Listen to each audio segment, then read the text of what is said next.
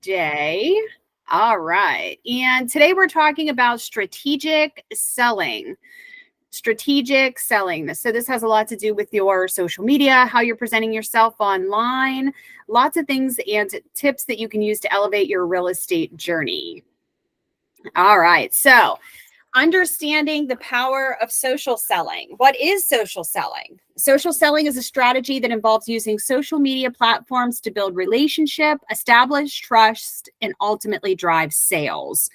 So this goes beyond some of the other marketing that we've gone through about the just listed, just sold, open house, this, that. This is really getting down to the nuts and bolts of your communications and building the rapport with your leads on social media platforms, ultimately to turn those leads into clients. So we're going to talk about some things that you can do to be seen as a public figure, to be seen as an educator in your market, and to be seen as somebody who's trustworthy and somebody that your extended sphere should want to work with.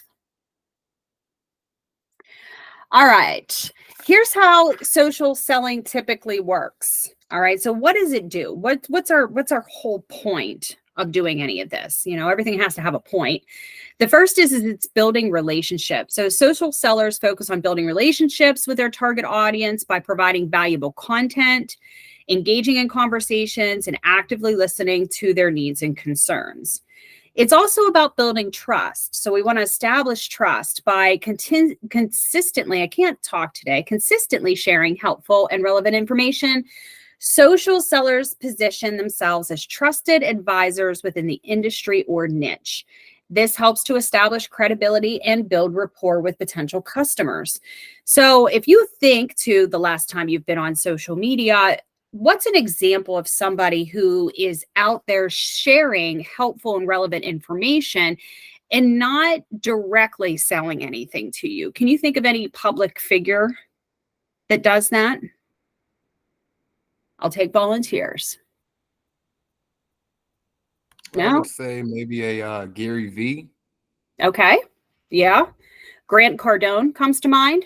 He's out there building relationships, establishing trust, providing educational content and information.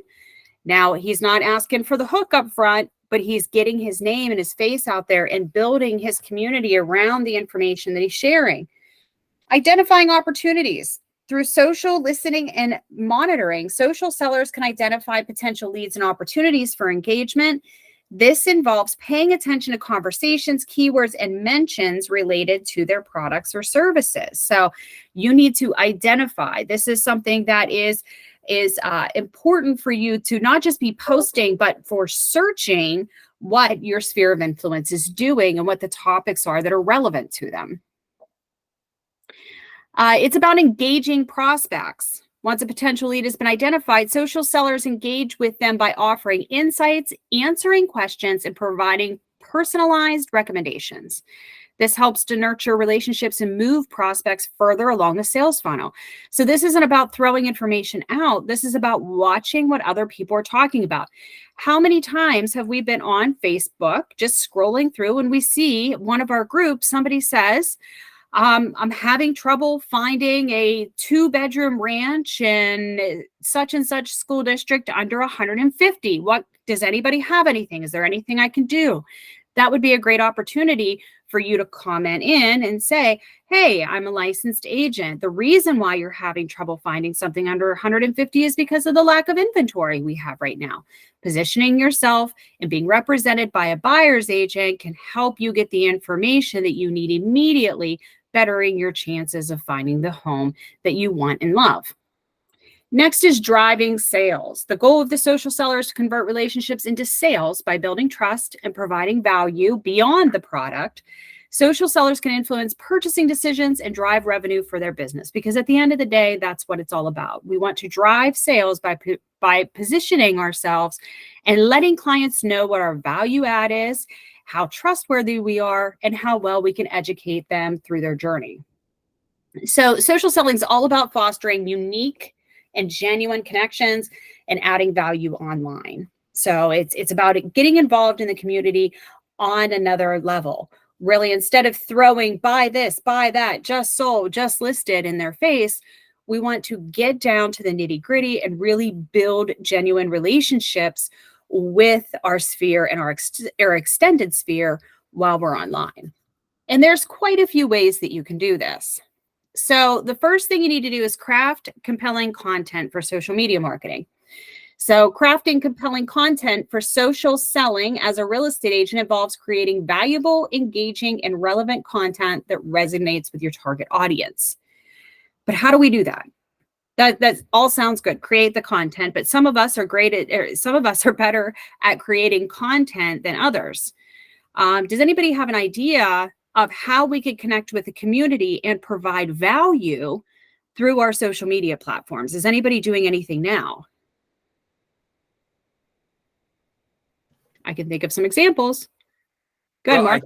I think that, I'm not doing this and I need to do more of it, but the whole point of this is to be effective is you have to put yourself, and I think you touched on this, Christina, in the mindset or in the seat of the consumer.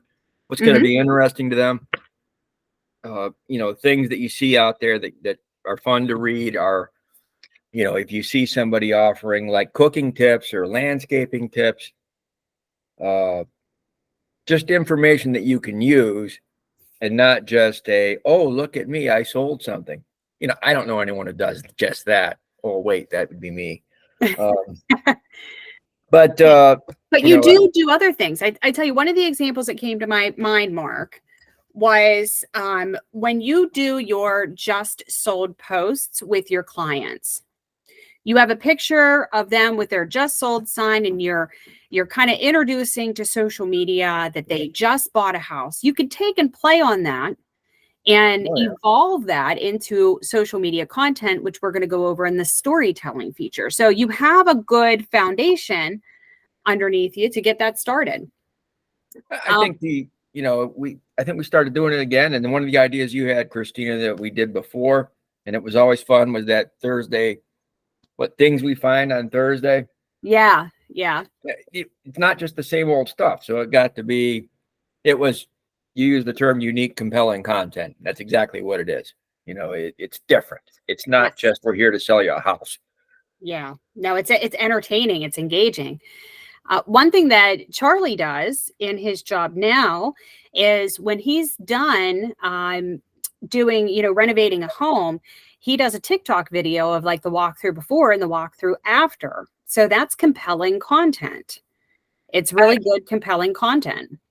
I have a friend who I used to work with in New York, and she's a realtor now too in New Jersey. And she kind of just like projects she does in her home, she kind of posts them to help show her sellers like what they can do in their own home. So just creating content to connect with the buyer to say that like, I am at the same level as you. Like, this is what you can do if you buy a home. Absolutely. That's a great idea. Well, there's a couple categories of creating content that we're going to go over. We're going to break those down in easy step-by-step guidelines just to help you get started. Now, keep in mind, as we go through this content, these are not the only types of content that are relative for social selling. They're just the most common and the easiest to duplicate. But it's going to give you a good basis of where to start. So there is some effective content that has been tried and tested many, many times over. And those fall into a couple different categories. We've got storytelling, we have educational content, visual content, interactive content, and local content. Now, as we go through here, think to yourself of what you've seen other agents do on social media. Chances are pretty clear that they're going to fall into one or more of these categories. Now, to do one of these categories, you don't have to just do that. You can blend these together, especially when it comes to videos. A lot of times we blend things into videos and they become 2 or 3 categories in one. But to break it down in the most simplest terms to help you get started, we're going to go through each one step by step. So storytelling is when you tell a story. You share personal stories, client testimonials, success stories, and case studies to humanize your brand and build an emotional connection with your client. Then we have education content. We have content that educates the audience on just about anything. That can be the real estate market, it can be home inspections, it can be financing, it could be market trends, it could be anything that's relative to the real estate industry in an educational, let me teach you, let me lead you type of format. Then we have visual content, which is usually one of the highest producing types of content that you can put out there, because let's face it, a lot of times when there's just text on a screen, we tend to scroll over it until we see the next bright and flashy thing. We're human, right?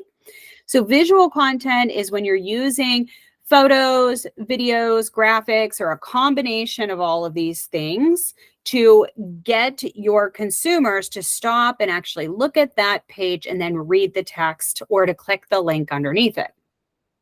Interactive content is a great way to encourage interaction by creating things as polls, quizzes, surveys, contents. That's where you're asking a question and then getting people to respond. And then local content highlights local events, communities, attractions, what's going on, school districts, football games, baseball games, the fair that's coming to town, so on and so forth. So let's go through these one by one and take a look at how the flow works when you're building one of these posts and get some examples of each. All right, first is storytelling. So you need to build your story. And every good story, if you've ever read a novel, if you've ever listened to a storyteller, I listen to stories I have a podcast that I listen to that tells stories. They always follow a very similar pattern, and that is with the introduction. The storyteller usually introduces himself, introduces the story, and kind of sets the groundwork for the story that's going to be told. Then you set the scene. You want to tell them what time it happened, what place it happened, who the characters are, who the actors are in the story, and really set up the basis of what you're going to talk about. Then there's always a conflict or a challenge. Think about your superhero movies, right? Without a conflict or without a challenge, there would be no superhero. You always have the villain that comes in. Like, what's the problem? It's the villain. What's the solution? That would be the superhero. So you need to set the conflict or the challenge. Next is the rising action. So you want to develop the plot. All right, so we have a conflict. The villain has trapped a bunch of people inside a building, and they're all these hostages can't get out. Well, then we have the rising of the action. It gets more intense. Well, now the building's on fire and all these people are in here. Then you come to the climax, and the climax would be Superman shows up and there's this great fight, and there's all this pandemonium and the police are there, but they can't do anything. But Superman kind of comes in and gets rid of the villain. And then you have the resolution. The resolution is the fire is put out and the hostages are released, and Superman is the hero, like he always is. So that's kind of how your story needs to build from start to finish. If we would skip one of these steps, the story wouldn't be as fulfilling or thrilling. It would just be kind of boring and mundane. So remember, to build these relationships with our extended sphere online, we need to hold their attention when it comes to a story. We need to get them to watch the entire video or read the entire text from start to finish and keep them on the edge of their seats to find out what happens next. So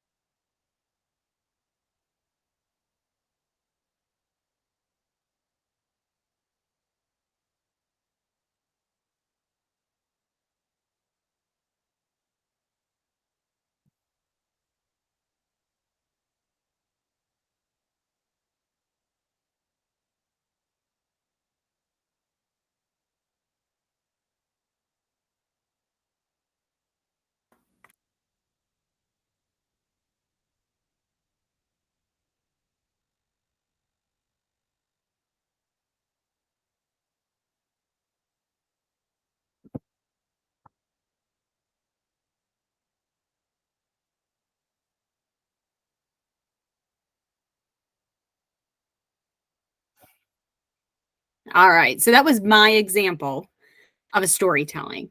And I did this off the top of my head. So no, it's not great. It's not edited. But using that process flow, we went through from the introduction to the resolution, how this couple who was faced by a challenge or a struggle was able to overcome and find the resolution that they needed that far exceeded what the challenge or the problem was. So you want to tell a story, even if it's a short one, to connect with your audience. And you want to make sure that you have some sort of picture or video with your combination of words that explains kind of what's going on, to use that visual effect to bring that viewer's emotions into the story and along the ride for you. Next, we're talking about educational content. And this sometimes is the hardest one, believe it or not, is educational content. Because what do you write about? What do you write about? There's so many things that you can write about, but a lot of them have been so overdone. So what do you write about? And what I would suggest when you're looking at educational content is keep a list. As you're going through the transactions that you have with clients now, write down their challenges, their struggles, and the frequently asked questions that they're presenting to you. And those would be topics that I would use.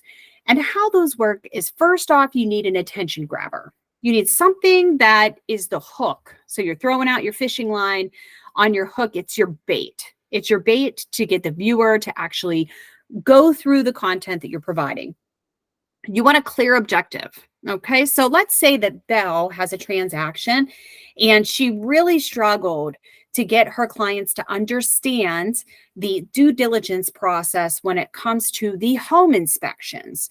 So they had lots of questions on how that worked from the time that the contract was written and they had to initial by that elected line until the time that they had to reply and go back and forth with the seller. So maybe this is educational content that Isabel could do. You know, the process of your home inspection contingency, being a clear objective.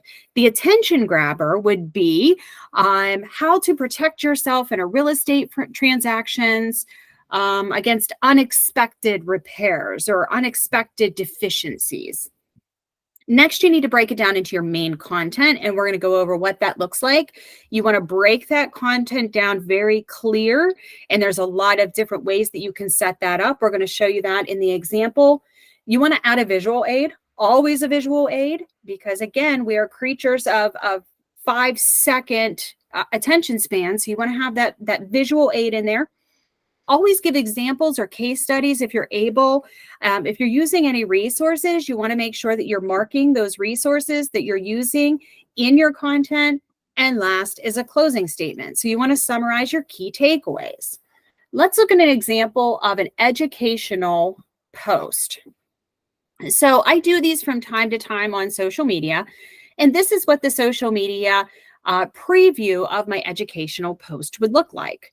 So you can do these educational posts on market trends, financing options, neighborhood insights, interest rates, or just any type of subject matter. So that could be the process of getting pre-approved or the process of writing an offer, what to do when starting to look for homes, home inspections, what to bring to your closing. The list is completely endless. But this would be our social media post. We have our visual here. We have our call to action here. We have a little bit of information here. This is our action here, call today. And then you can click here to read more. So when the viewer clicks that opens up to another page, which can be on a separate page on your social media. It can be on your ROG website. This could also be on a blog that you have somewhere. And this would be the full article. Now, if you've ever been on our ROGU agent website, you can see a lot of those bubbles on the front page. And if you click on them, they open up the blog post inside. So here is a simple, very, very simple blog post I made. Considering selling your home in 2024, here's why you should. And you can see that I have the introduction here, and then I have my main content. Now, when I write any type of blog or educational post, I always break it down by either separated paragraphs or by bullet points. And I do that very strategically because most of us, when we're looking at educational content, we tend to scan or skim over the information that's placed in front of us, especially if it doesn't have any depth or if there's no reason for our eyes to stop. So by putting bullet points and bolding the sections of each one of these subjects, our eyes will stop on the bolded paragraph and then continue to read that item. And then we'll stop at the next bulleted or bold paragraph. So this tricks the viewer's mind into slowing down, reading that information, digesting that information, and staying longer on our page, because that's what we need them to do. We need them to spend more time to digest the information we're giving them. Now I have ready to make a move. This is my conclusion here and my call to action. And then of course I would finish it out with my information here. So this is a good example of educational content. Does anybody have any suggestions on some topics for educational content that you could put to use in your own social media efforts?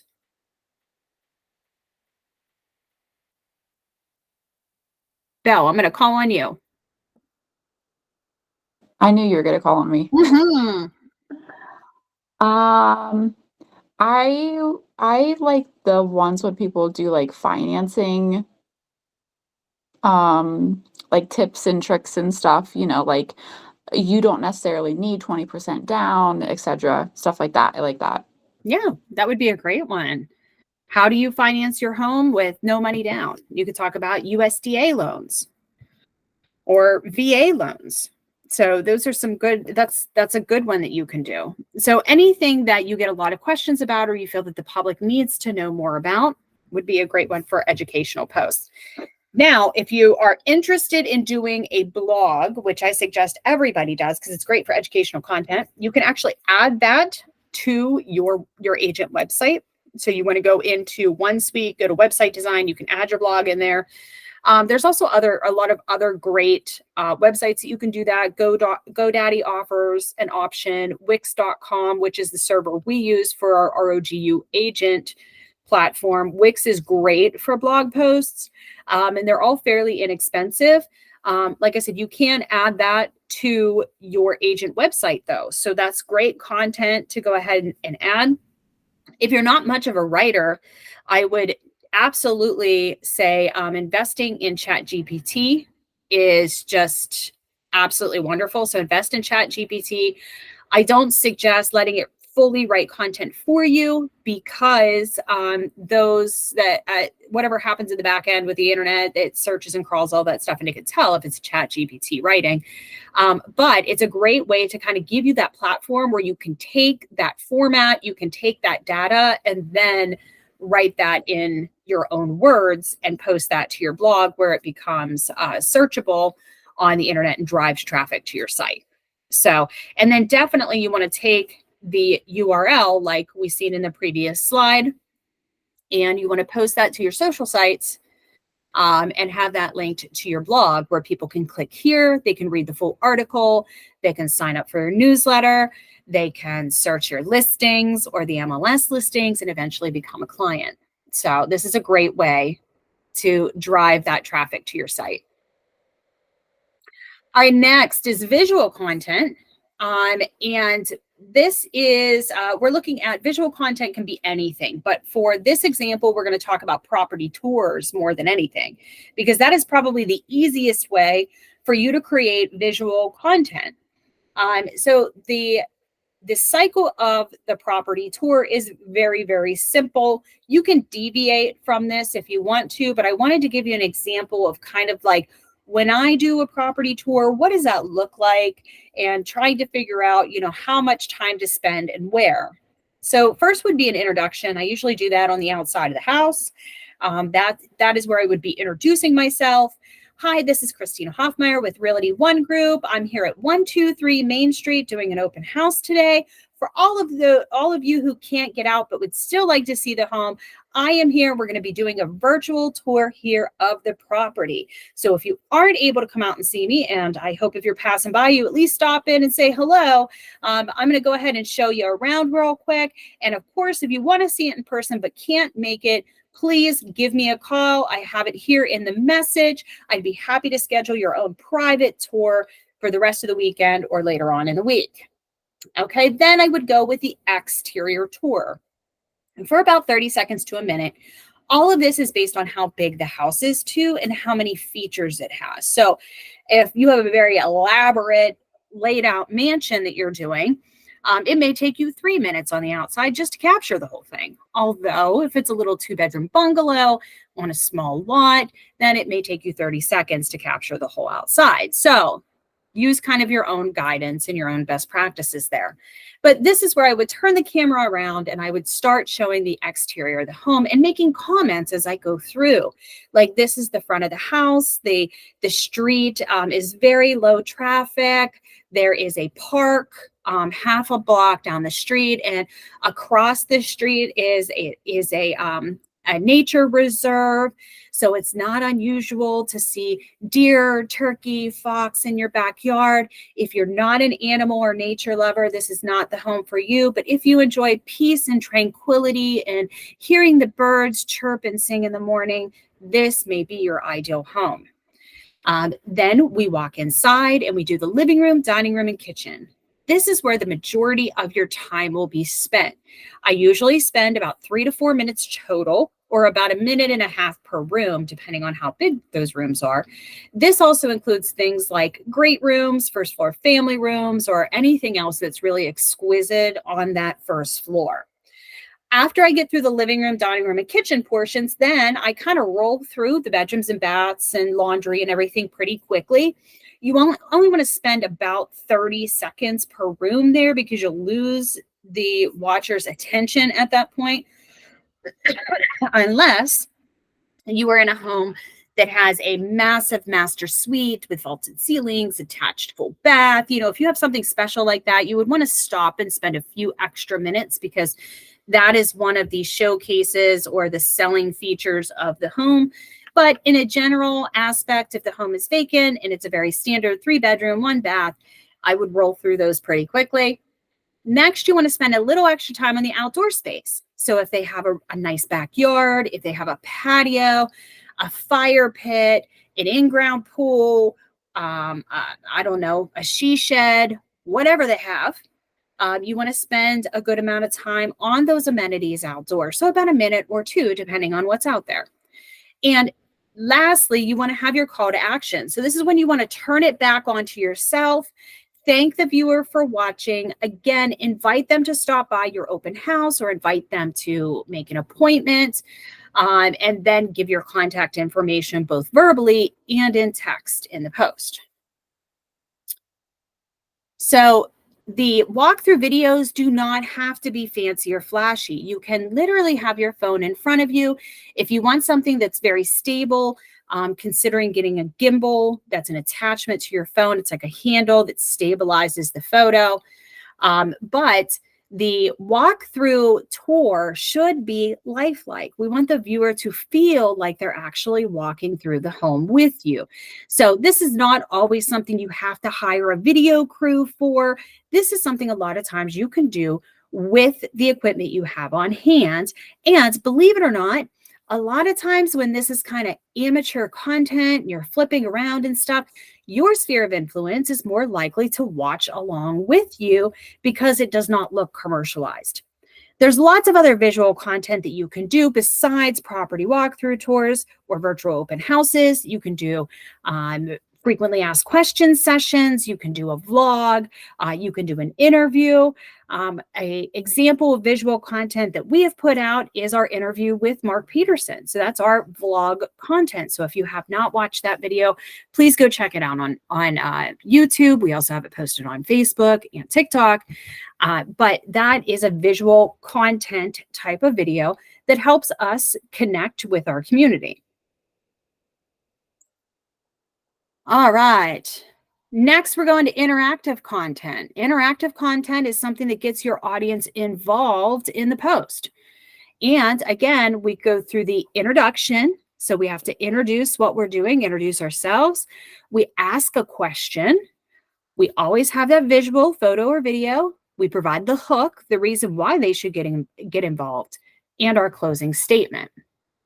These types of posts are not used as often as they should be. We use them from time to time. It's something that we need to do more, but it does get the viewer engagement. It gets your likes, your comments, and your shares up, which overall gets your post, this one and others like it, seen by more people on social media platforms. So here's an example of interactive content. This is a Realty One post that we did put out. What do you need to make your business more successful? And you can see under that is, what do you need to be successful? And we're offering our multiple choice questions, and we're asking them to share their thoughts to win a prize. And then we have our conclusion of Realty One Group, improving lives for agents across the globe. So you can connect with your audience and ask them to play along. There's lots of different ways that you can provide the hook. In this example, it was a contest. Share your thoughts for a chance to win. Win what? Win something. We would put that in. But you could also do this for educational or resource purposes. You know, results will be shared next week at 5 o'clock or whatever the case may be. So some examples of interactive content is going to be contests that you're putting on that require the viewer to do something. Question and answer like this one. What do you need to be successful? A lot of people put this or that. Do you like this kitchen or that kitchen? Please vote. If you like this kitchen, comment with a heart. If you like that kitchen, comment with a star.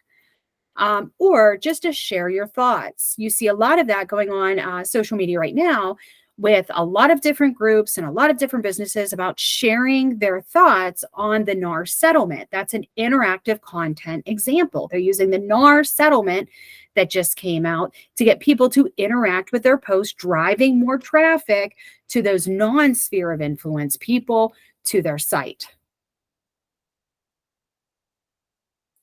All right, local content. This is probably my favorite. This is something that I probably look at the most, other than, you know, videos. I look at a lot of local content because it is valuable to me, not as a real estate broker, but me as a community member. A lot of times I know what's going on in my community because I've seen it on Facebook, or I've seen it on Instagram, or, you know, I've seen it somewhere, or somebody's posted something about it. One of the good examples that comes to mind is an agent that my family is personally friends with. Now, he's since moved from the area, and I miss his post oh so dearly. But he used to do pizza reviews. So keep in mind, he's a real estate agent.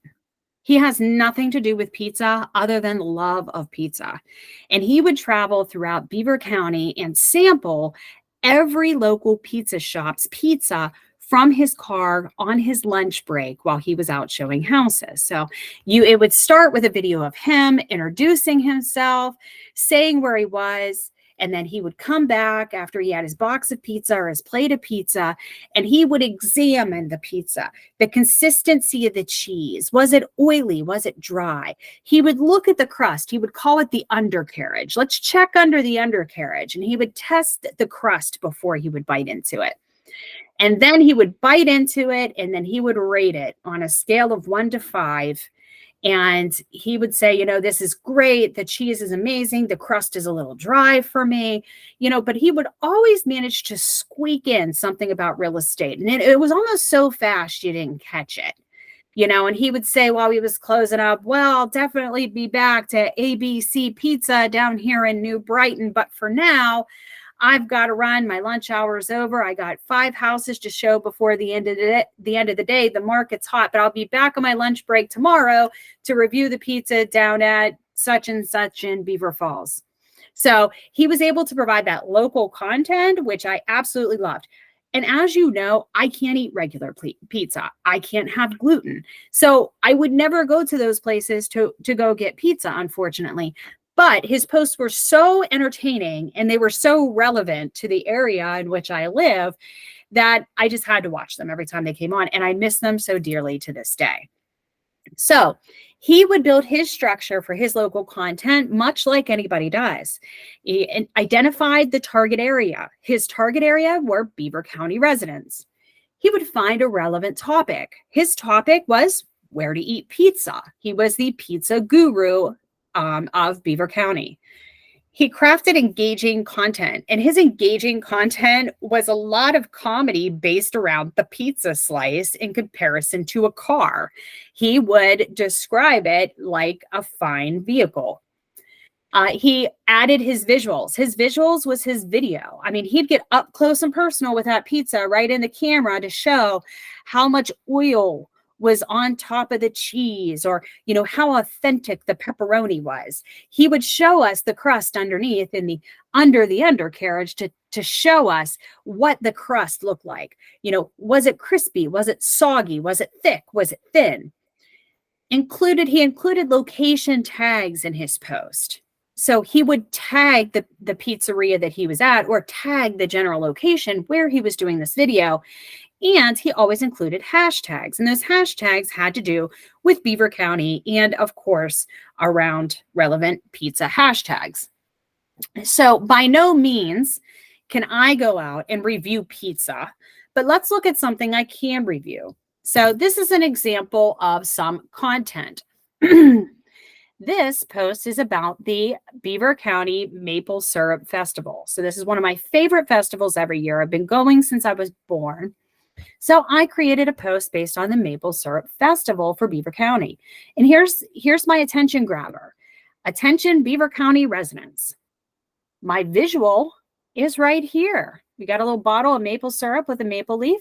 And here's my content. Join us at the Beaver County Maple Syrup Festival this Saturday, located at Brady's Run Park. This event is by far one of my most favorite childhood memories. The smell of spring, the taste of warm maple syrup, and the laughter of friends reconnecting in the community. Okay, so that's my content. Next, you tag the location at Brady's Run Park.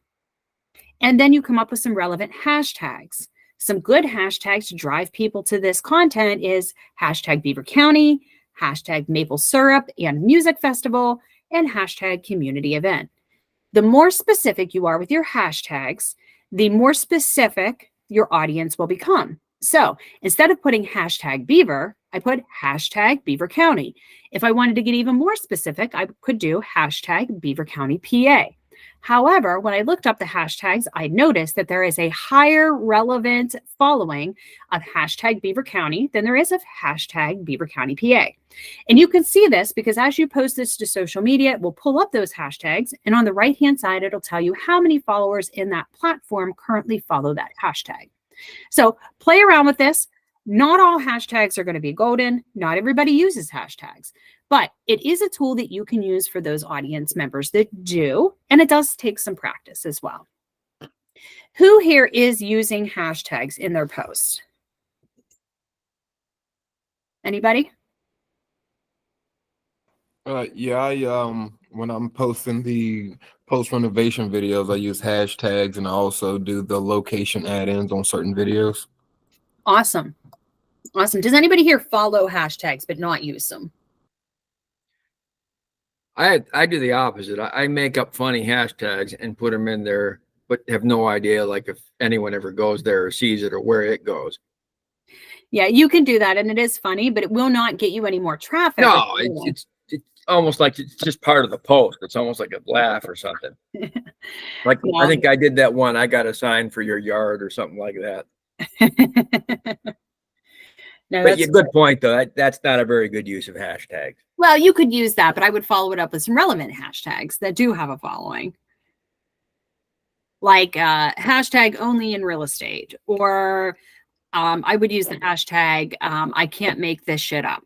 That would be one of my hashtags. And nobody really follows that hashtag, but then I would follow it up with like hashtag realtor troubles, or real estate agents, or funny real estate, or whatever that were relevant that people were following. So I do follow hashtag, I think it's hashtag funny real estate. And I also follow the hashtag Cocker Spaniels, just so you full disclosure. Because I love all the photos of the puppies, because I want another Cocker Spaniel puppy, but my husband won't let me. So I am resorted to looking at them online. All right. So you want to build a magnetic personal brand. This is all great, but you want to make sure that your brand is in order. I know we've talked about branding before. This is not the complete, this is not going to be a huge part of our training today, but I think it is important to touch on because we're talking about social selling. So you want to make sure that your personal brand is in order. So let's review a couple of these as we go through. And if you're looking for more information on building your brand, please come to one of the follow-up trainings that we have. I do believe that it is recorded and on ROGU Agent.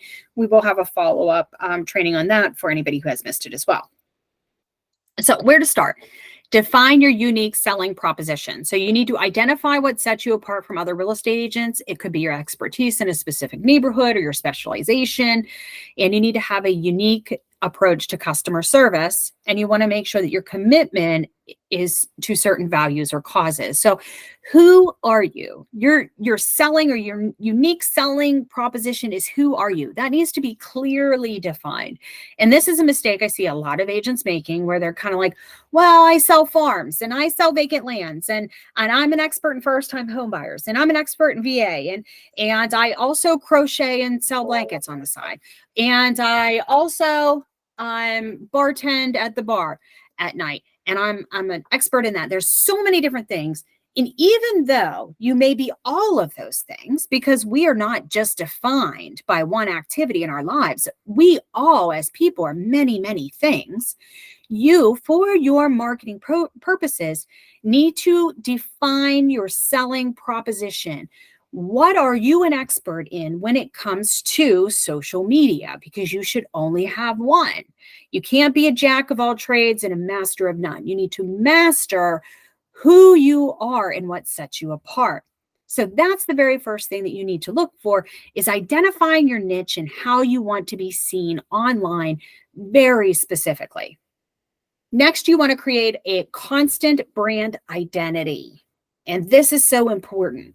So amongst all your social media platforms, and that would be Facebook, Instagram, your website, LinkedIn, YouTube, TikTok, Snapchat, Pinterest, whatever others are, 100 different social sites. Your sites should look exactly the same. From the photo you have online, to the banner you have in the background, to the ads that you are putting out, to the educational content you are putting out. Your bio should be exactly the same or very similar, and your colors, themes, and fonts should be exactly the same. So I see another struggle of going from one site to another site, and even though the name matches, the photos don't look anything like one another. And we've got two different banners. We have two different marketing, two different colors. And I get it. Variety is the spice of life. But when it comes to marketing, it needs to be consistent. Where if somebody is searching you online, regardless of what they go, they're getting a very clear and concise message of your identity and your selling proposition. So next, build your online presence if you haven't done so already. If you are not on social platforms like LinkedIn, Facebook, Instagram, Twitter, TikTok, YouTube, you name it, the list goes on, please open those accounts. There is not one age group per social media site. You can't say I'm too old or I'm too young to be on this site. You should be on all of them. Even if you are more active on one over the other, you should have that trigger on all of them. So when your name is Google searched, multiple accounts are coming up and you have the ability of more people being able to find you. Next, we need to develop a compelling bio. Your bio is everything and for more reasons than you think. And if you sit back and think, well, why do I need to put a bio? Because nobody reads it anyway, you are absolutely wrong. So especially sellers will read your bio a lot of times before they call you. And this bio should be on every social media site and website that you have at your disposal. It should highlight things like your experience, your credentials, your achievements, and the area of expertise. Please do not write your bio about your personal life. This is about business. So you want to go back to that identity, establishing that identity. So please make sure that you are talking about who you are as a real estate agent and where you exceed. You want to use searchable words in your bio. So think when you're putting anything online, how can Google Analytics use it? So instead of putting, I'm a real estate agent and I work with first-time homebuyers in my market. That's not real searchable. But another good way to say that is Isabella Hall is an exceptional real estate professional working in Newcastle, Pennsylvania, and surrounding areas in Western Pennsylvania. She specializes in assisting first-time homebuyers purchase their first home and also educating them by using USDA home loans, VA, and FHA home loan products. Do you see the words I put in there? We've got FHA, USDA, VA, home loan products, Newcastle, Pennsylvania, Western Pennsylvania, expert real estate agent. These are all searchable words. So if you want to know what searchable words to put in your bio, Google actually has an app for that. You can actually go into Google and search what search words are coming up the most often, because I can tell you that Google and other sites like it are going to crawl your website, gather that information, put it out into cyberspace. And once somebody is searching FHA home loans or experienced real estate agent Newcastle, Isabella's going to come up. Next, you want to create valuable content. So you've done all the work, you've developed who you are, you've built your personal brand, you've got on the social media sites, you've done a great compelling bio on your website. Now what? Somebody comes onto your website and they're like, okay, great. There's a bio there. There's a beautiful picture. They've got a great banner, but there's nothing else to do here. So now you have to create the content around your website or around your social media platform. And that's where we just went over your storytelling post, your educational post. You can go with a vlog. You can go with a blog. There's all these different things you can do. But you want to make sure that you have that valuable content in there, because once they arrive, you want them to spend time and stay, because the longer they stay, the more the analytics that are running in the background in Internet Netherlands is telling more people and directing more people and more traffic to your site. You also need content to be able to market yourself and market your website out to your social settings. So you want to create that valuable content each and every day. And then you want to engage with your audience. So as people start coming in, you should be engaging with them. If they leave a comment on your Facebook post, even if it's just great information, you should be responding and replying to every comment. So if you look at my social media page, you'll see that sometimes somebody will say, thanks for sharing. And I'll respond back. Anytime, it's my pleasure. You want to respond and reply back and engage with each and every audience member that comes in, likes, shares, or comments on your content, because the more times we have comments, the more times it's shared, the more times it's liked, the more people will see it. All right, next we're going to get into seamless conversion strategies. Converting social media followers into clients. So converting social media followers into clients requires a strategic approach that focuses on building relationships, providing value, and showcasing your expertise.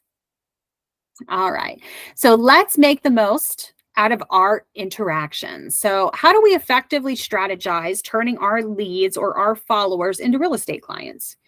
Let me ask you this. Has anybody to date here on this call have converted a social media follower or friend into a client, or even into a potential client? I've sold a property using Facebook Marketplace, but I guess it wasn't really a friend or a follower. Yeah, but that's an example. You've converted that into a deal or interaction. So it goes to show that what you do on social media is being watched by other people. And Facebook Marketplace is a great place to start if you don't have a lot of friends or followers right now, if you're new to social media. So you can definitely try that, because trust me, there are tens of thousands of people in our market area looking on Facebook Marketplace each and every day. And it's a great way to start getting a following behind it. But what you want to do, and I think this goes definitely hand in hand with Marketplace, is you want to engage consistently. So you want to make sure that you are engaging with that post, updating that post, providing new information as it becomes available. You want to provide valuable content to the consumer, to the viewer. So that content needs to be something that is valuable to them. If it's not valuable, they're going to unfollow you. They're going to hit that button that says see less of these type of posts or see less from this person. So you want to keep them engaged. Next, you want to showcase your listings. You can do that on Facebook Marketplace, like Mark had said. You can also do that with posts. You can drive traffic to your website. And just a side note, you've heard me say this 1,000 times, but I keep saying it. If you're going to share a listing, if you have a listing and you're going to share it on Facebook, Instagram, or somewhere else, please, please, please, please stop sharing third-party links. Do not share from Zillow. Do not share from Trulia. Do not share from homes.com or realtor.com. You want to be sharing from your own unique URL, your agent webpage. And why? And why? The reason is because if you're driving traffic to Zillow, Zillow is capturing the information about your client and they're selling it to another agent. But when you drive traffic to your agent website and they say they want to tour the property, only you reap the benefits from your interaction. So do not do all the work and give all the glory to somebody else. So showcase your listings. Share your success stories. Mark, I think you're really great at this. And I love to see it. Mark does these posts where he turns the camera around and he has, just from his chin up, his face with that big shit-eating grin that we all love, pointing at the house behind him that he just sold and thanking his clients. Big shit-eating grin. And his Facebook has become synonymous with these posts. So everybody loves to see him. He gets a lot of interaction. A lot of people comment, a lot of people like, a lot of people put the laugh emoji. It always puts a grin on everybody's face because it is just the big close-up of his face in the corner with that big smile pointing to the house. And that's kind of become his signature post. So share those success stories, whether you're doing it with a video, whether you're doing it with a photo, with some comedy behind it, share those success stories. And Mark, when you do that, that's a really great visual. So keep doing that. I love those. I try to keep it so that my face is not bigger than the house. Is that a good strategy to use? No, yeah. Could I be, think it's a good try. Yeah, it could be worth a try. But thanks for the comment. Encourage engagement and referrals. Do not be afraid to ask for the referral. I don't see agents doing it enough. Just sold this property in North Swickley Township, blah, blah, blah, blah, blah. It was a great blah, blah, blah, blah, blah. If you or anyone you know are interested in selling their home, please have them call me or please let me know. I will reach out to them. Ask for the referral. All right. So what's the secret sauce? So we talk about all this stuff with social media.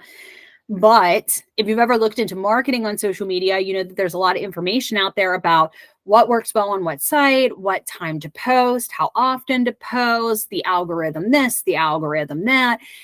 And it seems like it is so hard to get traffic on social media. And by no means am I some magic influencer on social media. I may have more than 10 followers on TikTok, but not much more, just because I really haven't figured out TikTok a whole lot yet. But there is some science to what you post and when you post it and to what platform. So just for the sake of having some case studies, like we were talking about before, where did I start my search with the research for this training? And it was here. Where to post, when to post, and what should I be doing different across social media platforms to get the most exposure and engagement? And of course, the first one I looked at was Facebook. Facebook tends to be the most popular when it comes to real estate posts in general. It's also the most widely used by all age groups. So for Facebook, Facebook's algorithm consists of putting visual content first and foremost. So if you have visual content, images, videos, infographics as part of your post, it is, I don't know how much more likely, but superior than those that are just text or just a video. So you want to make sure that you have both text and video or images in your post for it to be seen, to the most people available for your account. Next is your live videos. Facebook Live. Facebook is loving videos right now. They're in a lot of competition with TikTok and with YouTube. And in fact, if you haven't noticed lately, you can't share a YouTube link to Facebook without the whole thing just kind of breaking down. So Facebook is really turning towards videos. Facebook loves their Facebook videos, and also the short little videos that you can put on there in the reels. They love those. They're really pumping those up right now. So you're generating a high view and high engagement right now with any type of videos on Facebook as they try to keep up with the other social media sites. Polls and surveys are great for Facebook. And in fact, Facebook has a whole built-in integrated app for polls and surveys. If you don't know how to do that, you can find that in your Facebook settings on the left-hand corner of your app or on your PC. They do have a whole polls and surveys that you can use. It is free of charge, but I see people do that a lot. And a lot of people interact with that because they get immediate results after they vote. So it's kind of fun. And behind the scenes content. So sharing behind the scene contents or glimpses of you at work. So, and that's a great idea. It's a video showing like a day in the life of, or what we do to prep for an open house, or, just jumping on here to kind of give you behind the scenes of an average day of a real estate agent. I showed up at this house and there's a squirrel running around the place. So what am I to do as a real estate agent? If you've ever looked at real estate agents, I'm sure that you just think that we sip mimosas at broker opens all day long and go tour builders' properties and check out, the different grades of granite. But today, apparently, I'm a pest inspector and a pest control company because this freaked out squirrel is running through my seller's house who has already moved to Florida. And what am I going to do? I have an open house in 30 minutes. So those are some kind of things that you can do behind the scenes that are kind of unexpected. They capture the attention. They got a little bit of comedy to them too. Instagram loves high quality photos. That is no surprise. When you jump on Instagram, there is no text. It's just photos, stories, and reels. So Instagram is meant for the photos. If you're not posting an engaging photo, don't post it at all. Instagram won't show it. People won't like it and they won't comment on it. Now, comments on Instagram are less likely than Facebook, believe it or not. People are chatty on Facebook, and Instagram, you really got to build somebody's attention to get chatty on Instagram. So don't feel bad if you're not getting thousands of comments on the photo that you just put up of your cockatoo. Doesn't mean it's not cute as can be and the most beautiful bird in the world. It just means that Instagram, people aren't as chatty. It's a different generation. It's a different platform. But if you have photos and if you have engaging stories and reels, trust me, people will watch them. So some of the things we can do for Instagram is some short form content, some quick Q&A. You can do some of that smaller, shorter behind the scenes footage. You could do quick tutorials or kind of give your quick top 3 tips for sprucing up your home before you put it on the market. Next is user generated content. So content that's created by your followers or consumers, and interactive content. So using interactive features like polls, quizzes, question stickers for your stories to engage and gather feedback from the audience. Next, we're looking at Twitter. Twitter is completely different than Facebook, Instagram, or any other social site that you're on. This is the one place where your words turn into gold, is Twitter. So short and snappy text updates, comedy comebacks, hot topics that are in the news, visual tweets, images, and videos can be used. Hashtags are huge on Twitter. So if you love using hashtags, go ahead and use hashtags to your heart's delight on Twitter and Twitter chats. So where you can actually participate in a relevant topic with your audience in real time. So if you love doing the two sentence update, save it for Twitter. Don't use it on Facebook or Instagram. Twitter is where you want to be. LinkedIn. LinkedIn is a social media platform all of its own. If you don't have a LinkedIn as a real estate professional, you need to get one yesterday. LinkedIn is great because it is a professional social media platform. Think of it as your resume as a real estate agent. You should have your current agent headshot, your banner in the background that matches all of your other social media platforms, and you should have your work history in there. This is where you get to basically brag about how amazing you are as a real estate agent, because that's what this platform is for. It's a bragging platform where other professionals in the industry are watching you and other professionals in other industries. So you definitely can convert leads into clients through LinkedIn, but most of the time, other professionals are going to be connecting with you that are in the same field. So this is kind of where you network with other real estate agents, lenders, title professionals, home inspectors, roofers, whoever you got out there. This is where you're networking. So professional updates are often shared there, long form content. So this is where you're going to publish your articles. Company updates, so you'd put updates about your company and your company achievement, and LinkedIn polls. You can do polls. I don't see those a whole heck of a lot anymore, but there is still an option for them. You can do the polls in the integrated app within LinkedIn as well, just like you can in Facebook. All right, last but not least of the ones we're going to go over is Pinterest. Now, a lot of agents do not use Pinterest as part of their social media sites or social media marketing, but I suggest that you do.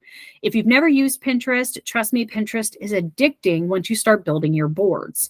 And what happens is you build a board, you search an item, and you could say, recipe for sourdough bread. And then it's going to give you all of these tiles that come up that other people have pinned, meaning, they've said like, this is a good article or this is a good recipe. And you can start saving those to your board about sourdough bread. Same is true when it comes to real estate. You can build a board of valuable information that was written by you or by others into your board, and then share your board, and then your followers can follow your board and get updates as to when you save new information. So some good things to have on there is your visual inspiration. So good photos, maybe staging a living room or DIY fireplaces. Step-by-step guides do really well. So think back to what we were talking about, your blogs. Your blogs are a good thing to pin. Create the blogs that are on hot topics with followers on Pinterest. Infographics. So all of that infographic stuff, the charts, the pie charts and the scale charts and the this and the that we're always getting bombarded with in our email that says, this percentage of buyers are going FHA, this percentage of buyers are going B, this percentage, all of that stuff. That's great for Pinterest because it will come up when somebody is searching that data. So that's a great place to share that. And then product pins. I've done this before as product pins. Do you find a great product for your house? You're a realtor. So let's say that you went onto Amazon and you found this automatic hand pump for your hand washing liquid, because Charles is always out in the garage working on his car because that dang car just breaks down every other week. Charles, I don't know if it does or not. I'm just, roll with me here. So Charles's car breaks down every week, and he's constantly in his attached garage to his house working on that car. And when he comes in the house, his hands are always black with the oil from his car. And his wife gets so mad at him because he comes into the house with the kitchen sink and he grabs that handle for the faucet, and then he gets his grubby hands all over the soap dispenser, and there's just grease everywhere while he's trying to wash his hands, right? Charles, does any of this sound accurate? Uh, Get there. So Charles decides to save his marriage and he goes on to Amazon and he buys one of those touchless faucets and touchless soap dispensers where all you have to do is like wave your knuckles in front of it. The water comes on and you put your hand underneath it like they do in the public restrooms and the foam comes out. He buys those on Amazon. So when he comes in from the garage, he doesn't have to touch a thing and he's able to wash his hands, and then his wife doesn't want to murder him. So he's so excited about this. It's completely changed his marriage. His wife is just elated. He's out of the doghouse.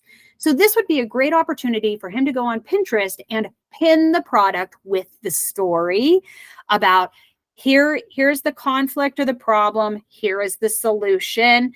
And it has to do with a house, which us realtors, that's what we're in the business of doing, is selling, is maybe, how to update your kitchen and save your marriage from a husband's point of view. And then he can tell that story and have that visual, that photo of him with the brand new faucet and the brand new soap dispenser, right there with his dirty, oily hands from working on the truck. So, and that's something you can do on Pinterest. Like I said, there's lots of things that you can do. You just have to let your imagination flow. All right, before we get going here, I'm not going to keep you too much longer. Is the tools of the trade. This all sounds good, but what do you need to have to be able to do all this? We're talking about taking photos and videos and doing vlogs and interviews and all of this stuff. And I can tell you that there's a lot of different tools for the trade that you can use. You don't have to go out, rush. I'm not telling anybody to rush out and get them all, because a lot of times you can start with your smartphone, and I know you all have one. But if you ever want to get serious, or if you ever really want to hone in on one type of marketing, there's a lot of different supplies out there that you can use. So the first is a smartphone. We all have one. At least I think we all have one. If you don't have a smartphone, you need to get a smartphone. So a smartphone is with a good camera is essential for capturing high quality photos and videos of the properties, neighborhoods, and for client events. 90% of what you're going to do on social media can be done with your iPhone. Second is your computer or laptop. I think this goes without saying. You need to have a computer or laptop. I'm pretty sure that we all do. But a computer or laptop is necessary for managing your social media accounts, creating content, scheduling posts, so on and so forth. Now we're stepping into the realm. If you want to get serious, if you don't just want to post social media stuff, if you want to be the market of, like, if you want to have like 10 million followers in the next year, you're going to have to get serious with your equipment. Next is going to be a camera. While smart photo or a smart camera can suffice for basic photography, investing in a digital camera provides higher quality images. And I can tell you, I do have a camera. I have a Nikon. And it is the iPhone is no substitute for an actual camera. That camera can do so much more. It captures more of the room. The lighting is better. There's just a whole thing. But you don't have to go super expensive on your camera to have really good quality photos. So just make sure that you're checking what the different options are. Even look into refurbished ones. I'm a huge refurbished buyer. So there's lots of different refurbished cameras that you can buy very affordably if you want to start playing around in photography. Next is going to be a video camera. So when you have your iPhone, yes, you can take videos, I think up to like 30 minutes or something, or depending on when your storage runs out on your iPhone, right? But they're not always ideal. They have limited functions on your smartphone. If you're buying a camera, my Nikon, I think will take 10 to 15 minute videos in any one go round. But they're very short in nature, and I have to have a high storage SD card to be able to make that happen. And really, it's not really designed for videos. So again, I'm limited on what I could do. So if I want to get really serious in video creation, I would need to upgrade to a video camera or a camcorder. So that would be something if you're going to do those vlogs, if you're going to go out and take full videos of community events or whatever else is going on, a video camera is going to be necessary. Next is a tripod. This is something you can get rather inexpensive, especially if you're using your iPhone. There's so many iPhone tripods out there. This will save you so much time and hassle of trying to prop your phone up places or trying to get a picture of you that doesn't look like a selfie. Go ahead and get yourself a tripod. you can get a decent tripod for less than $30 on Amazon. And it's the Amazon Basics brand. I have one at home. They're actually not bad for the money. Now, there are other tripods that are way more expensive. And if you're going to go with a camera or a video camera, you are going to need to go with those bigger tripods because of the weight and stability. Trust me, the last thing you want to do is have a very expensive camera go crashing to the floor. So, but when it comes to a phone, phones are very light. So the small, inexpensive tripods will do you just fine. And microphone. So microphones are great if you're doing video content. Again, the iPhone will work for now, but you just have to remember to speak up and speak clearly. The iPhone speaker microphone also catches a lot of background noise. So if you want your videos to be clear and concise, you definitely want to look into a microphone. A couple other things is editing software. You can use video editing software, or you can use photo editing software. There's a bunch of different ones: Adobe Premiere Pro, Final Cut Pro, iMovie, which is free on your iPhone. I use iMovie all the time. For editing photos, that would be your graphic designs tool. So you can use that through Canva, Adobe Spark, PicMonkey, Photoshop. I use Canva. I have Adobe Spark. I also use Photoshop as well. You don't have to use all of them. I just happen to buy a broker pack so that we have all of those, plus like 15 other programs. So we get those, as part of our package here. But you can get those pretty inexpensively. I think Canva is probably the most affordable and easiest to use. I actually made the presentation that you're watching now on Canva. So virtual staging software. So you can consider using virtual staging software to stage your photos of vacant properties. We do that. We had a whole training on virtual staging. If you need some suggestions, there's a bunch of different ways you can do it. You can hire another company to do it, like Brownie Box. You can do the self-serve version where you're staging those photos, which is a little bit more involved. Or you can let AI do it, which is what I've been doing lately, because it saves me a whole heck of a lot of time and the photos look just as nice.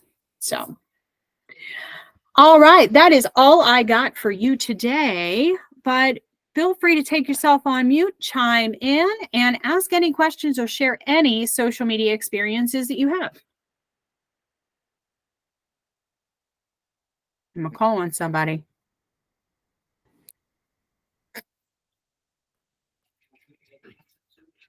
Rebecca. Yes. Okay, so I know you're just getting your license, but out of all the content that we went over, what do you think is going to be your first trial for when you get your license? What do you think you're going to do first? I definitely think, as far as social media, I definitely use Facebook and Instagram the most.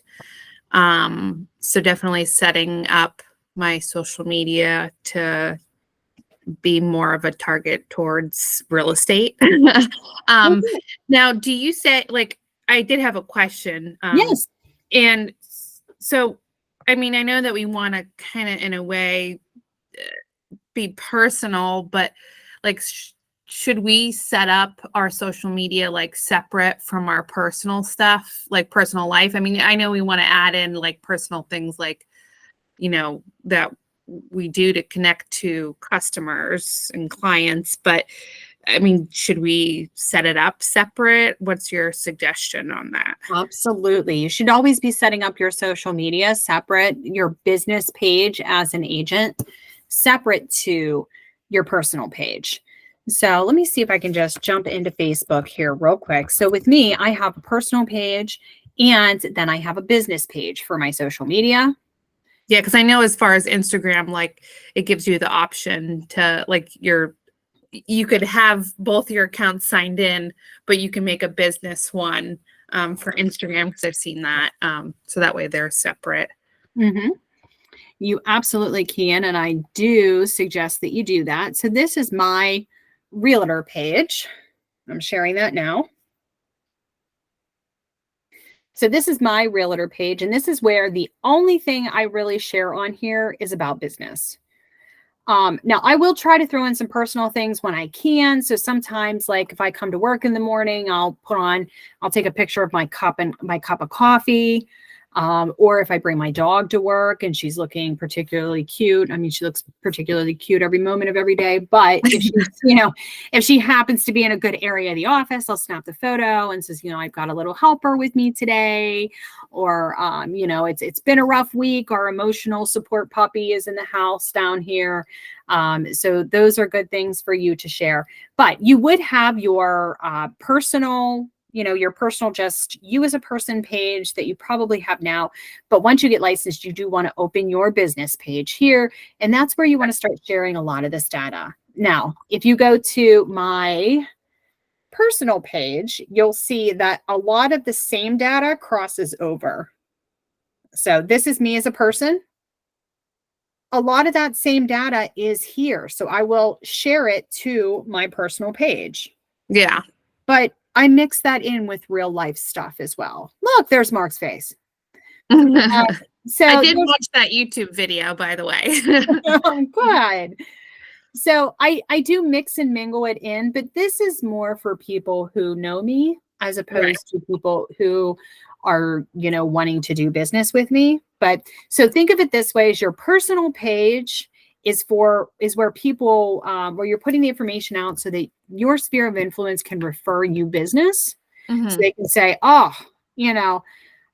Rebecca, I said Rebecca got her license. She looks like she's just setting the world on fire. My next door Nancy, I'm going to tell her about Rebecca. And then Nancy goes on to Facebook because she's not a friend with you. She's able to pull up your business page. Okay. And that way she's getting to know you as a professional before getting to know you personally. Okay.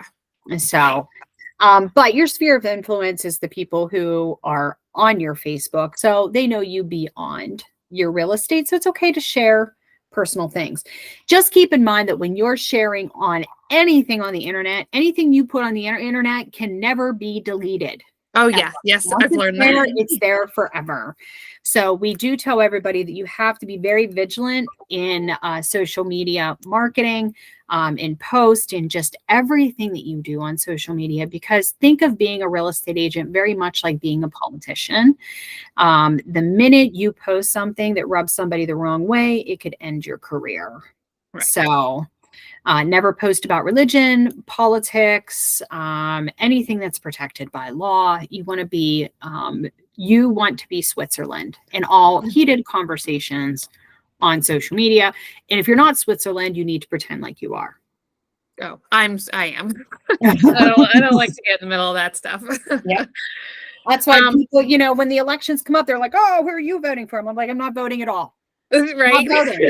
I'm not voting. Any suggestions for places for headshots? 1:22 p.m. Oops. Yes. Yeah. So there's a couple of different ways that you can do headshots. So you can go to a photographer. We can get you scheduled in for one of those. You can also use a program for headshots that is AI. I can send you the link for that. Okay. Have it here, and I can actually put it in the chat. Let me see. They will do virtual headshots right online, which is super cool, by the way. Hold on one sec. Let me see if I can pull this up without bumping myself offline. Yeah, my husband uses AI a lot, and to what you said about, if we use it for blogs and stuff like that, yeah, he's definitely learned as well, using it definitely to go over the information, just because you just don't know if it's correct, or you know what I mean, and you want to make sure it sounds like a human is writing it over the computer. Absolutely. So I just threw that link in the chat if you want to do that. Okay. All of my headshots are AI driven, the ones that I'm using now. They're Okay. all AI headshots. I have older headshots that were taken by a photographer, but I just did not have the time to get new headshots. So I used a bunch of my old headshots and a bunch of selfies to generate. When you do the headshots, it's like $40. You get 100 different photos or 50 different, I can't remember how many. but not all of them are going to be usable. It sounds like a lot of photos, but you really have to go through each one. Just like ChatGPT, when writing content, will make mistakes, so will AI. And Yeah. sometimes your hair color comes out weird. Sometimes your facial structure comes out just slightly off. Sometimes like your arm will look weird. So it gives you lots of different options. So by doing this, you should end up with 2 or 3 good headshots that you can use. Okay. Thanks. You are welcome. Any other questions or anything before I let you guys go? Not offhand. I do want to say thank you and happy to meet everyone. I appreciate all the information. Oh, you are welcome. Thanks for jumping on. We tend to have training once or twice a week. So hop on whenever you're available. And Charlie, you will now start seeing those come across your calendar as well. So they'll plug into your calendar through your, I think you're connected with Gmail. So they'll pop up there every time we post something new. I actually do have a question. I Yeah. did buy the book for that the book club. Where are we at this point with that? Is that new? I haven't got it yet. I ordered it off Amazon, but I was just wondering, just so if I don't hop in and you're halfway through it. No, so we are just starting the book club. This will be our first meeting. Okay. So we have copies of those available for you. So you didn't have to. Oh, okay. So yeah, if you come to a book club, we provide the book. All right, guys. Well, I'm going to let everybody go. Thank you so much for joining, and I appreciate it. I hope that you had some good takeaways. If not, thanks for listening to me ramble on anyway. And please let me know of any subjects that you would like us to cover for the months of May and June. I need to come up with the rest of that training. So please don't be afraid to drop me your suggestions on things that you want to learn about. Also, if you guys have anything that you specialize in, you would like to lead a training, please let me know. We're going to start a training lead program where we have our agents teach other agents about certain things. And don't worry, we'll have an amazing gift for you for taking that time to do it. So, all right, guys, thank you so much. Have an amazing rest of your day and have an amazing weekend ahead. I love you all. Very good. Thank you. Thank you. Thanks, Thank you you. too. You guys have a good one.